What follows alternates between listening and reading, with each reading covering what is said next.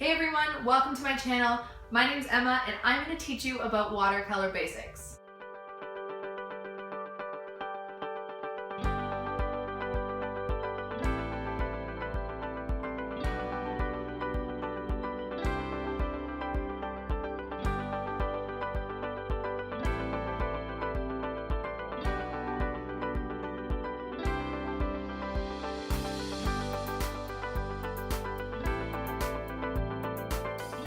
So I'm finally on summer vacation for the whole summer and I thought I'd start my YouTube channel up again.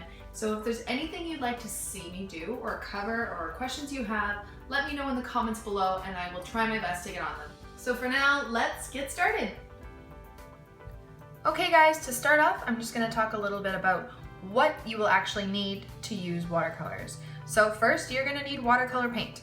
This is my paint palette that I use. I use Winsor & Newton professional watercolors. These can get quite pricey, so if you're just beginning, do not get these. I'm going to show you what to get. To start out, get a simple palette, just like this. This will just help you get the flow of how to use watercolor, what it looks like, and just to get your technique down. Once you decide, if you decide that this is something you want to pursue, then I suggest moving up to the higher quality materials. But the price difference is pretty significant, so if you're just beginning, I suggest you use this. This is what I used, and it worked perfectly fine. There's tons of colors, and yeah. So you're gonna need watercolors in a watercolor palette. You are also gonna need a brush. I have different size brushes. The brush that I started out with originally was this brush, which is not the greatest, honestly, and I really didn't even know how to use it. So any brush right now will do, just to get you started. But the brushes that I use are from Princeton. They're round brushes. This is what I use to do my florals and my lettering. I have them in multiple different sizes, but I find the sizes I use the most are 16, I have 2 of those, or a 12, and then smaller ones like a 2 or a 4 for lettering. So if you're looking to buy a paintbrush, start out with a round tip brush. These are actually quite cheap, these ones. I got them from a local art store. But yeah, just make sure you get round if you're interested in doing the same kind of painting that I do. Anyway, you need paint and you need brushes. So the next thing you need, water in a jar, because you need to wash off your brush. And then you're gonna need paper towel.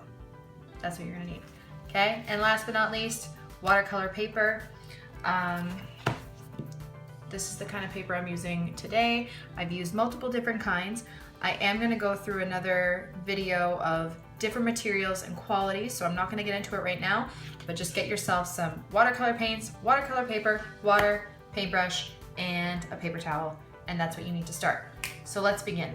So the first thing I'm gonna teach you is how to use your palette and your paint, and how to get darker colors and make them lighter. So I'm gonna put water on my brush, and I'm gonna mix it in with some paint. Now, the more paint you have on your brush, the darker the color will be. The more water you have on your brush, the lighter the color will be. So I'm just gonna show you a quick, gradual darker to lighter scale using this paint. So I put lots of paint on my brush, and I'm just gonna make a little rectangle there. And as you can see, it's pretty dark. Now to make it lighter, I'm just gonna dip it in the water, run it against the side, and make another one, okay? And if you keep doing this, it will get lighter and lighter. Now with most other paints like acrylic, if you wanted to make a color lighter, you would add white. With watercolor, all you have to do is add more water. You don't want to use white because then it kind of loses that vibrancy of your color that you're using, so just add more water. And there you have it. Now if you wanted to use a light color right away instead of kind of doing this step, what you could do is you could just wet your brush, dip it in your paint, put it on your palette, and you could just add water here. So you water it down, can go straight away to that lighter color. Okay? So that's how you put your paint on your brush. So the next thing I'm going to mention is just the amount of water that you want to put on your brush. Sometimes it can get to be too much, and then when it dries it gets this funky kind of pattern. So let's say you make a square like this or part of your painting. As you can see, there's a lot of water on that rectangle right there. Okay, you'll notice that it starts to pool. There are a couple different options you have to get rid of that. So option number one, you can take your paper towel and you can gently just touch it and soak it up like that. Or you can, let me do another one. So say there's lots of water and there's pooling like that. You get that big pool of water and paint. So you wipe your paintbrush off onto your paper towel and you kind of just pick up the color. And you wipe it off on your paper towel again. Wipe it off. So you're kind of just drying it on your paper towel and then you're picking up the color. And then it gets rid of that pool. Because once it dries, you don't want that pooling effect. Unless that's what you want, you're doing an abstract painting, which is totally cool because sometimes I do that, but in most cases you're not going to want that effect. So that's how you can pick up water. Also, if you make a mistake, one of the good things about watercolor is that you can actually lift the paint if you work fairly quickly. So I'm going to make another rectangle here. Okay, now if you realize, oh, I didn't want to do that, and it's still wet, if you move quick enough, you can actually lift a lot of the paint off.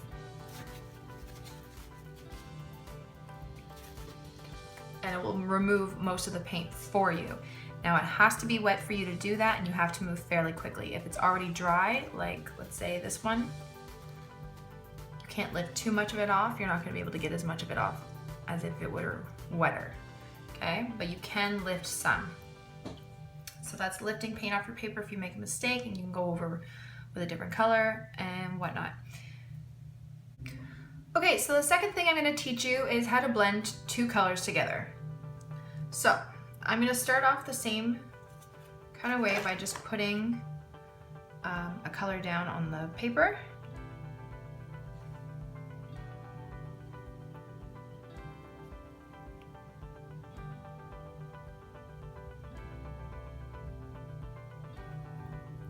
And then I'm going to pick a different color and put it right next to it.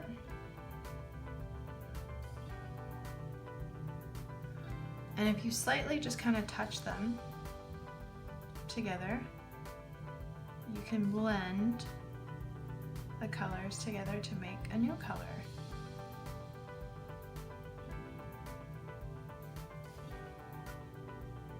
And this will kind of give you that seamless blend from blue to pink. It can look nice in a variety of different ways. So that's how you blend two colors together. You could also blend these colors on your palette to make a new color if you wanted to do that. The next thing I'm going to teach you is color bleeds. So I use color bleeds when I do my florals. I'm going to show you quickly doing a little bud. So I'm going to use my pink here. Okay. I'm going to do a little bud here. Okay. And then when I do this stem, I'm going to get my smaller brush for this. So I'll do a stem, and I won't touch it right away, okay? So I'll go just underneath, make my leaf, but then I'll go back and just gently tap.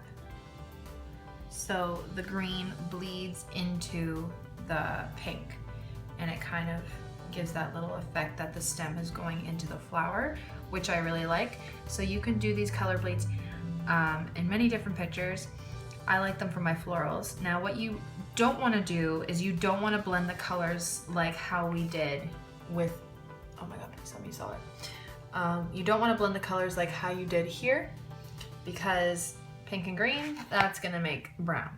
And these you just want a color bleed so you can still see the pink and you can still see the green separately. So I'll show you another example.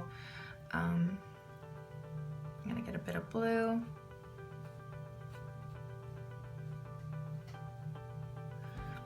then I'm gonna put another color right next to it.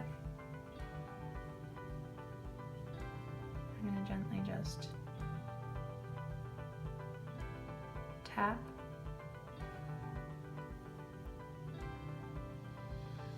So you see the pink starts bleeding into the blue, or you could do it the other way by getting a bit of the blue and it bleeding into the pink.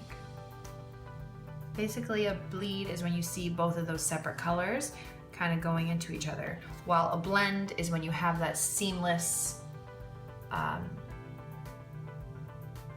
can't think of the word, the seamlessness from one color into the next without having that obvious two-tone color.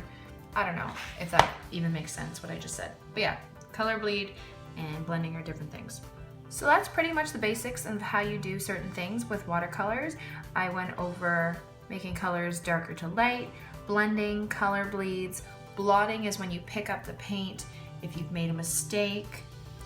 Blending two colors on your palette to make a new color. Those are just the basics.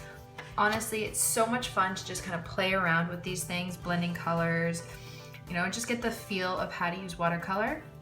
So I suggest you just play around with your palette, you know, try different things and just see where it takes you. Enjoy it because I find it extremely relaxing and a lot of fun. It should be fun, so just play around for a bit, get the hang of it, and then show me what you got. Thanks so much for tuning in, guys. I really hope you enjoyed the tutorial. If there's anything else you'd like to see, make sure you comment below. And if you like the video, hit that like button, subscribe, because I'm gonna be putting out new videos every week this summer. Also, make sure to check me out on Instagram. I do live tutorials there every week. Check out my stories, because I'll give you a heads up when they're about to happen. And yeah, I hope you guys enjoyed the video. Have a wonderful day. See you guys later.